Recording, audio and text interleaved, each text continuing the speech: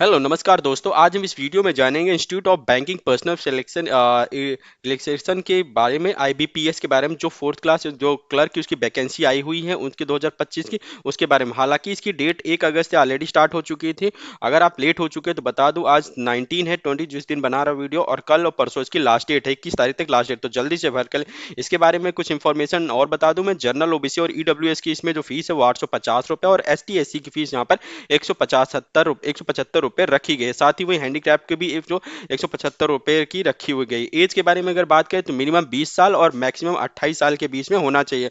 हालांकि कुछ कैटेगरीज में आपको एज की रिलैक्सेशन मिलेगा, जिसके लिए आप चेक कर सकते हैं। नॉर्मली इसकी वैकेंसी जो है अभी आई हुई है 10,277 के आसपास टोटल, जिसमें से आप ये देख सकते हैं सभी जनरल की 4,671 और ईडब्ल्यूएस की 975। तो आगे हम बढ़ते हैं और जल्दी से जानते हैं कि इसके बारे में क्या क्या जरूरत होती है। फिलहाल इसमें जो आपको है, कैंडिडेट को बैचलर डिग्री के होनी चाहिए, ग्रेजुएशन होना, पास आउट होना चाहिए। और कंप्यूटर में आपको क्या होता है, इंफॉर्मेशन टेक्नोलॉजी, अगर आप दूसरी किसी कंप्यूटर स्ट्रीम से भी कोई वर्क किए हैं होना चाहिए। थोड़ा सा आपको नॉलेज होना चाहिए बेसिक, या इसमें कोई आपके पास डिग्री होनी चाहिए।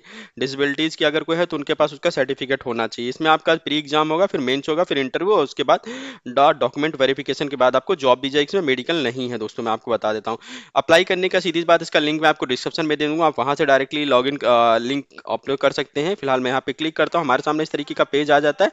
हम इस पेज पे क्लिक करते हैं। पेज को क्लिक करने के बाद यहाँ पे आ जाएगा institute of banking personal relaxation करके। यहाँ पे अगर आप देखेंगे टोटल ऑलरेडी 2 दिन बचा हुआ दोस्तों। तो मैं आपको बता दूं कैसे करते हैं। नॉर्मली लॉगिन करने का होता है, अगर आप पहले से रजिस्ट्रेशन नहीं करके बैठे तो click to here new registration पे करेंगे, यहाँ पर आप करेंगे। और अगर आप लॉगिन कर चुके हैं, रजिस्ट्रेशन हो चुका है, तो आपको लॉगिन करना होता है, जो यहाँ से करना होता है। पहले हम आपको यहाँ पे बेसिक में बता देता हूँ, ऑलरेडी मैंने इस वीडियो बना के अपनी साइट पर डाल दिया, वहाँ से आप चेकआउट कर लीजिएगा। फिलहाल मैं बता देता हूँ रजिस्ट्रेशन कैसे होता है। इस पर क्लिक करते ही आपके सामने बेसिक इन्फॉर्मेशन में आ जाएगी। फर्स्ट नेम आपको लिखना होगा, कंफर्म फर्स्ट नेम को करना होगा। मिडिल नेम को लिखना होता है, कंफर्म मिडिल नेम, साथ लास्ट नेम, और लास्ट नेम को फुल नेम यहाँ पे आपको लिखना होता है। फिर आपको मोबाइल नंबर डालना होता है, उसी नंबर को दोबारा कंफर्म करना होता है। अल्टरनेटिव नंबर आप अल्टरनेटिव है जो डालना चाहें दे सकते हैं, नहीं तो कोई जरूरी नहीं। उसी के साथ ईमेल आईडी है। आप उसके बाद इसमें डोमेन सेलेक्ट करते हैं @gmail.com ईमेल, या फिर जो भी होता है आपका। उसी के साथ में आपको कंफर्म ईमेल को एक बार दोबारा करना रहता है। फिर स्कैन कोड करो, सेव एंड नेक्स्ट पे क्लिक करते हैं। सेव एंड नेक्स्ट पे क्लिक करने के बाद आपको फोटो एंड सिग्नेचर करने के लिए आ जाएगा। फोटो एंड सिग्नेचर अप्रूव करते हैं। फिर डिटेल आपकी कुछ बेसिक डिटेल मांगी जाती है, उसको फिल करेंगे, रिव्यू करेंगे, अपडेट कर करके यहाँ पर आपका फॉर्म फिलअप हो जाता है। तो ये रहा बेसिक जो मैंडेटरी रहता है आपका रजिस्ट्रेशन करने का। अब हम इसे आपको लॉगिन करके पूरी तरीके से मैं आपको दिखाता हूँ कैसे फिलअप किया जाता है। तो स्टार्टिंग से स्टेप टू स्टेप पूरी जानकारी। तो वीडियो में आए हैं तो यहाँ तक लाइक सब्सक्राइब कर दीजिएगा। कोई भी डाउट होता है कमेंट करिएगा, 24 आवर्स के अंदर आपको वहाँ से रिप्लाई मिलेगा। मैं हर डाउट को आपको क्लियर करूंगा। तो जल्दी से हम आगे करते हैं और लॉगिन करके देखते हैं। लॉगिन करने के पेज पे आते हैं तो यहाँ पे लॉगिन करने पे हम दोबारा करते हैं। जब से करते हैं यहाँ पे लॉगिन पे क्लिक करेंगे, यहाँ पे आपको रजिस्ट्रेशन नंबर डालना होगा, पासवर्ड डालना होगा, जो ये आपका स्कैन कोड होता है यहाँ पे एंटर करेंगे, सबमिट करेंगे, और आपका लॉगिन पेज ओपन हो जाएगा। तो जल्दी से मुझसे तो लॉगिन करते ही आपके सामने इस तरीके का पेज वापस से आ जाता है, जहां पर आपको मैंने बताया था कि कैसे करते हैं रजिस्ट्रेशन पे। और रजिस्ट्रेशन करने के बाद जो है आप देखते हैं, फर्स्ट नेम में आपका फर्स्ट नेम होता है, कंफर्म सेकंड नेम होता है, उसके बाद मिडिल नेम, और मिडिल नेम को दोबारा कंफर्म करना था, लास्ट नेम, और लास्ट नेम आपका होता है।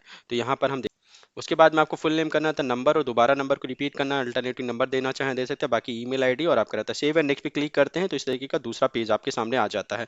दूसरा पेज आते ही सबसे पहले आपके सामने हम जो आपको देखते हैं, यहाँ पे आपकी फोटो देखते हैं। फोटो लगाना होता है, चूज फाइल में जाकर के आप फोटो अपलोड कर सकते हैं। फोटो आपकी अपलोड होती है। उसके बाद यहाँ पर कैप्शन, एक लॉगिन आपका होता है, स्कैन क्यूआर कोड, और लाइव कैप्चर फोटो करना होता है। इस कैप्चर फोटो को आप करने के लिए क्या, इस पर क्लिक करते हैं, ये आपका जो क्लिक टू हेयर है स्कैन आ जाता है। तो आपके फोन में स्कैनर होता है, हर फोन में नॉर्मली स्कैनर आता है, वरना आप गूगल के स्कैनर से भी आप डायरेक्टली स्कैन करेंगे। उसके बाद आपको लाइव फोटो स्कैन करने के लिए आ जाता है, जहाँ पे भी लाइव फोटो स्कैन करना होता है। हालांकि इसमें बैकग्राउंड व्हाइट होना चाहिए, और आपके जो भी फेस क्लियर होने चाहिए, आपके हेड शोल्डर दिखने चाहिए। तो शोल्डर दोनों जो होने चाहिए पिक्चर के अंदर होने चाहिए। बहुत से लोग क्या करते हैं, बीच में नॉर्मली जो पिक्चर ली जाती है वहां पे सेल्फी टाइप में क्लिक कर देते हैं, ओनली चेहरा आता है। तो चेहरा प्लीज मत करिएगा, शोल्डर के साथ कैप्चर करेगा, मतलब पासपोर्ट साइज की जो फोटो होती है उसको कैप्चर किया जाता है, तभी ये फोटो को सही है, फिर मानेगा, नहीं तो फिर आपका होगा नहीं। नीचे की तरफ आई कंफर्म, जब भी आप फोटो अपलोड हो जाती है दोनों को दोनों, आई कंफर्म पे क्लिक करते हैं, मतलब आपकी जो फोटो है वो आपको वैलिडेट हो चुकी है पूरी तरीके से। सिग्नेचर करना था, चूज ऑफ सिग्नेचर, सिग्नेचर जो होता है आपको उसको बना करके यहाँ पे अपलोड करना है। सिग्नेचर जो है अपलोड करेंगे, उसके बाद इसे भी आप कंफर्म करेंगे, एग्री एग्री करेंगे। एग्री करने के बाद नेक्स्ट पे क्लिक करेंगे, और आपके सामने पे अगला पेज आ जाता है नेक्स्ट पे क्लिक करते ही। अगले पेज में देखेंगे तो बेसिक डिटेल आती है। बेसिक डिटेल में आपकी डिटेल में क्या होती है, बेसिक डिटेल होती है, यहाँ पर होता है आपकी कैटेगरी क्या है, जनरल, ईडब्ल्यूएस, एसटी, एससी, जो भी रहता है उसे आप फिल करेंगे। उसके बाद में आयु, पर्सन विद बेंचमार्क डिसेबिलिटी आपके अंदर है 40% से कम, तो इसे आप फिल करेंगे, यस करेंगे। यस करने के बाद में जो भी डिटेल रहती है उसकी फिल करेंगे, कैसी डिसेबिलिटी है उसका सर्टिफिकेट नंबर देना होता है। अगर आप नो करते हैं तो जो आगे के यहाँ पे ऑप्शन होते हैं ये क्या हो जाएंगे, हाइड हो जाएंगे, इसमें आपको फिल नहीं करता है। अगर यस करते हैं तो यहाँ टाइप ऑफ डिसेबिलिटी आईडी देना होता है, टाइप ऑफ मल्टीपल डिसेबिलिटी अगर कोई हो तो उसके बारे में देना होता है, और उसकी जो साथ में उसका नंबर देना होता है। अगर नो करते हैं तो ये सारे हाइड हो जाते हैं और हम नेक्स्ट की तरफ चले, मतलब आगे की तरफ बढ़ते हैं। उसके बाद में यहाँ पे होता है देखेंगे आर यू क्या बोलते हैं, पर PW guidelines eligibility compulsory time examination, ऐसा कुछ है तो आप कर सकते हैं। फिलहाल इसमें कुछ नहीं करना है आपको, ये हाइड हो जाते हैं ऑलरेडी। यहाँ पर गाइडलाइन के हिसाब से सिर्फ आपको नो ही करना है, इस पर वैसे भी आपसे टिक नहीं होगा, जूही और डिसेबिलिटी वाले में आप नो करते हैं। नीचे की तरफ आते हैं, ये इंपॉर्टेंट होता है, are you person with specially disability covered under the क्या बोलते हैं डिफिनेशन ऑफ सेक्शन 2, या फिर इसके अंतर्गत अगर आते हैं तो इसमें भी आपको नो करना अगर डिसेबिलिटी नहीं है। और इसे करते हैं यहाँ पर सारे के सारे आपके ऑप्शन जो हो जाते हैं फीस हो जाते हैं, मतलब इसमें आपको कुछ भी नहीं करना है, यही आगे की तरफ बढ़ना होता है। नहीं तो आप इसे नो कर सकते हैं, इसमें सिंपल सा बात है। उसके बाद में आप देखेंगे दूसरे नंबर पे अगर हम देखेंगे whether is a serving government employ पर, क्या आप इससे पहले कोई गवर्नमेंट एम्प्लॉय, तो ऐसा नहीं है किसी सेक्टर में, are you ex man service तो नहीं है, इसे नो करना है, यस करना वो पे आपको पता है। डिसेबिलिटी आपके अंदर कोई एक्स मैन सर्विस ऐसा कुछ प्रॉब्लम है, यस है तो उसे करिए। यहाँ पे डिपेंड ऑन स्किल, आपके ऊपर कोई कानूनी केस तो नहीं चल रहा है, अगर है तो उसकी डिटेल यस करना होता है इसमें, नहीं तो आपसे नो कर दे सकते हैं। आर यू फिर उसके बाद में ये अगर नो करेंगे सारी डिटेल, अगर यस होता तो आपको फर्क बनाता, नहीं तो नो आपका हो जाता है आराम से। विडो होता है, एक्स रिलेशन से रिलेटेड कुछ नहीं। उसके बाद हैव क्या बोलते हैं अप्रेंट सीआरपीएफ का क्राइटेरिया दिया हुआ है, इससे पहले आपने कभी इसे फिल तो नहीं किया था, अगर किया है तो यस करिए। उसके बाद में कितनी बार किया है ये सारी डिटेल यहाँ पे फिल करना होता है, नहीं तो नॉर्मली देखते हैं आप यहाँ पे आगे आते हैं। आर यू क्या बोलते हैं person of public state bank of India, इससे पहले कोई सेक्टर में काम तो नहीं किया हुआ है ऐसा कुछ, अगर है तो उसके बारे में डिटेल आपको देना होता है। ये एक्सपीरियंस से रिलेटेड रहता है एक तरीके से कह सकते हैं आप। जैसे आप नो करेंगे सारी चीज़ें फीस हो जाती हैं, आपको इसमें कुछ भी चेंज कहीं पर भी नहीं करना है, सारी होती है। और यस होता है तो आपको भरना होता है कि कब और कितना क्या दिया गया था, किस हिसाब से टाइम पीरियड क्या था या उसके क्या चीज़ें थी। उसके बाद हम अगला आते हैं, हम देखते हैं नेशनलिटी। नेशनलिटी अगर देखें सिटीजनशिप तो आप इंडिया है नॉर्मली रहते हैं। उसके बाद आप विच स्टेट, तो स्टेट में आप उत्तर प्रदेश हैं या जो भी हैं उस स्टेट को फिल करते हैं। उसके बाद स्टेट कोड ऑटोमेटिकली वो फिल हो जाएगा। फिर ऑप्टेड लैंग्वेज प्रायोरिटी में आपकी लैंग्वेज प्रायोरिटी में क्या है, तो हिंदी है या इंग्लिश, उसको आप सबमिट करते हो और टिक करते हैं। उसके बाद में आप बोलता है सर्टिफिकेट के अनुसार आपकी जो भी होती है, तो यहाँ पे आप देखेंगे उससे भी आप करें हाई, तो यस करिए अगर हिंदी है सर्टिफिकेट नहीं था। उसके बाद में आपसे यहाँ पे बोलता है सेंटर, सेंटर कौन से चाहिए, तो पहले में जो प्रीलिम्स के लिए सेंटर हैं वो आप फिल करेंगे। तो जो भी आप सेंटर चाहते हैं प्रीलिम्स के लिए, पहला और दूसरा ऑप्शन जो है यहाँ पर वो प्रीलिम्स के लिए रहता है। तो ये जो सेक्शन दिख रहा है इसमें आप चेक कर सकते हैं दूसरे,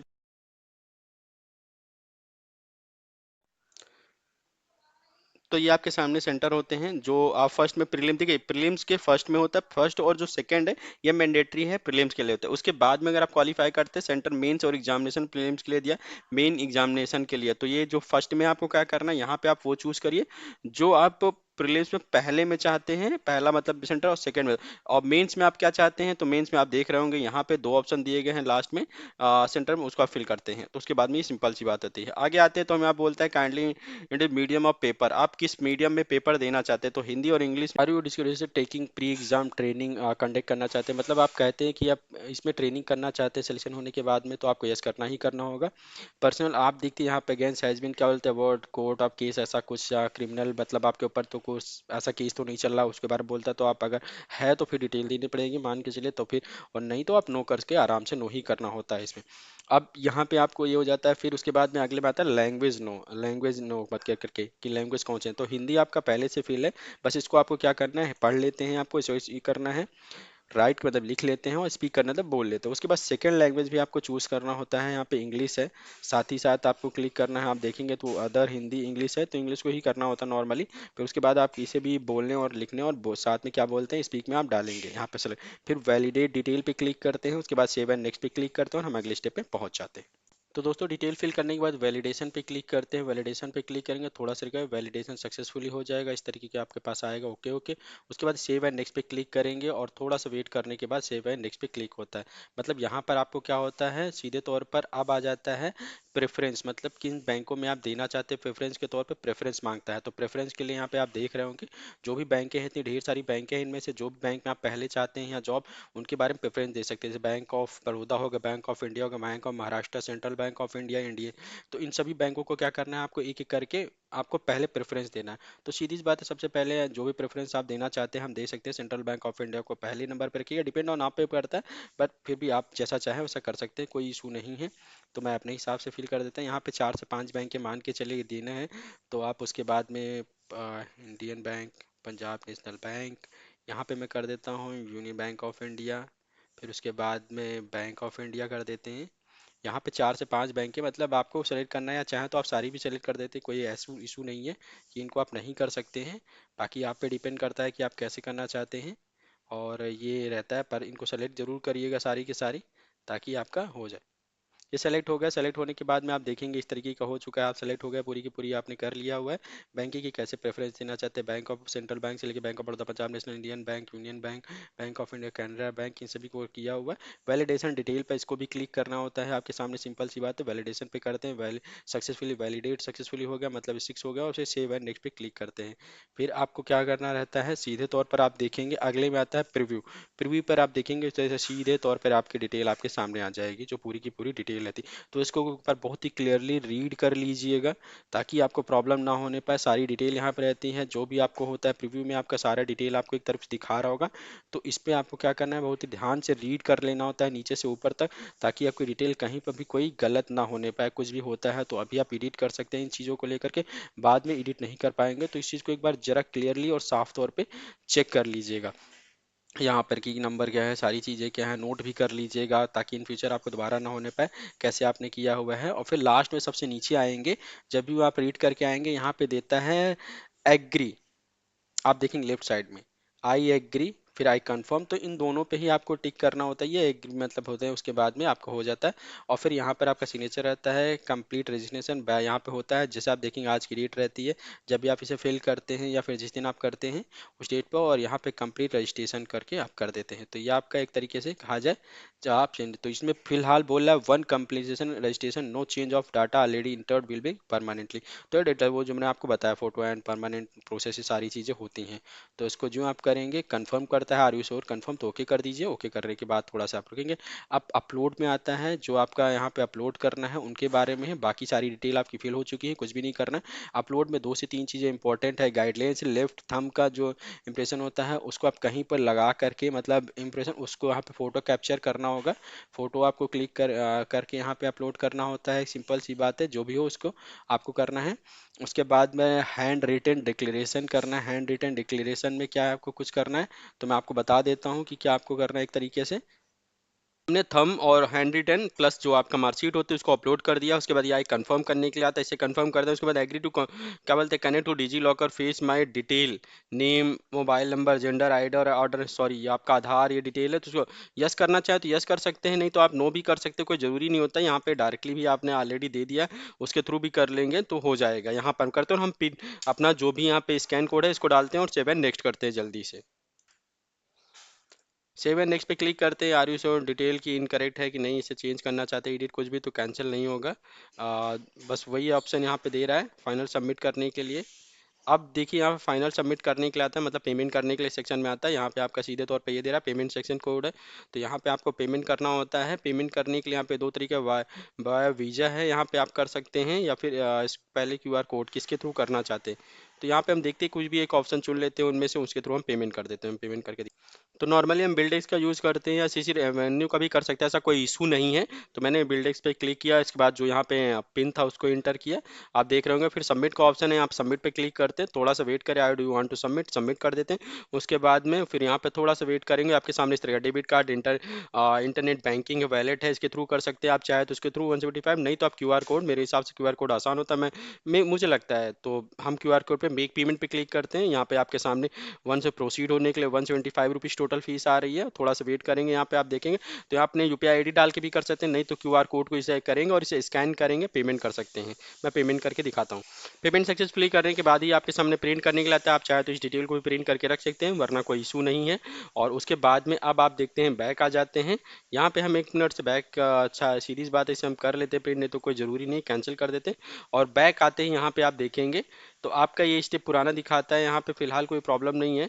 जो आप यहाँ थोड़ा सा और बैक आएंगे तो यहाँ पे आपको दिखेगा कि, तो यहाँ पे आप देखते हैं हमने कर दिया। वहाँ पे जो पेमेंट करेंगे आपके सामने इस तरीके का आ जाता है। प्रिंट एप्लीकेशन का यहाँ पे ऑप्शन होगा राइट हैंड में टॉप पे, इसे जरूर प्रिंट करके रखें। बाकी आपकी डिटेल यहाँ पे दिखा रहा है, फोटो कैप्चर या डिटेल रहती है। नॉर्मली हम इसकी तरफ नीचे आते हैं और यहाँ पर देखते हैं, वैसे तो सबमिट करने के लिए अब कुछ होता नहीं, सारी चीज़ आपका दिखा रहा है एक तरीके से। पूरा फॉर्म फ्री हो चुका है, फिल हो चुका, कुछ भी आपको करना नहीं, ये आपका फॉर्म हुआ। इसे आप प्रिंट करके रख ले। वैसे तो मेल पे डिटेल आपकी चली गई होंगी, फिर भी आप इसे नोट करके अपने पास रख लेंगे तो बेहतर रहता है। तो हम इसे ये करेंगे, इस तरीके से आपका फॉर्म फिल हो जाता है दोस्तों। तो अगर जानकारी आपको थोड़ा भी अच्छी लगी हो, थोड़ा भी जानकारी से सहमत हो, तो प्लीज़ वीडियो को लाइक सब्सक्राइब जरूर करें, ताकि मु- अगर कोई कोई भी इशू